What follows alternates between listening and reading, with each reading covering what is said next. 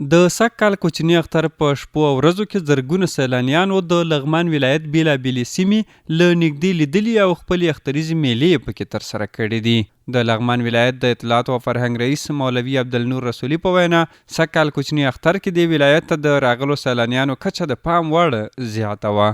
د سیلانیانو راتګ تقریبا ډیر زیات و.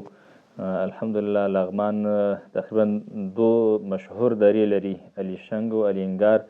نو دغه دواړه درې ښایسته اوبه او همدغرنګې شنې غرونه او د دې دپاره د لرې لرې ولایتو څخه سیلانیان راځي.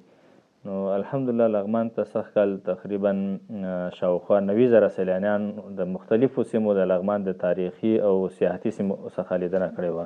نوموړي همداراز زیاته کړه چې د اختر په شپو او ورځو کې د ولسونو د خوندیتوب او د سیلانیانو میلو لپاره ځانګړي تدابیر نیول شوي وو. الحمدلله امنیت په لغمان کې کاملا د ډاډ وړ و چې د اختر د مخه د امنیتي ځواکونه په بېلابېلو سیمو کې په لارو کې چک پوینټونه ایجاد کړي وو چې دې دپاره زموږ ستاسې هیوادوال یا خاص کر هغه سیلانیان چې دغه سیمو ته راځي نو هغې کوم ستونزو سره مخامخ نه شي. هغه رنګې نور سهولتونه د ځوانانو لخوا هم ترسره شوي چې کوم ساحې ته چې دغه سیلانیان ورځي هلته د فرش او د چایو ترتیبات هم د ځوانانو لخوا نیول شوي وو اکثر ځایونو کې. باید یاد شي چې لغمان ولایت د خپل ځانګړي طبیعي جوړښت او ښایستونو له کبله هر کال د شپو ورځو کې له یو شمېر ولایتونو څخه د راغلو سیلانیانو کوربه‌توب کوي.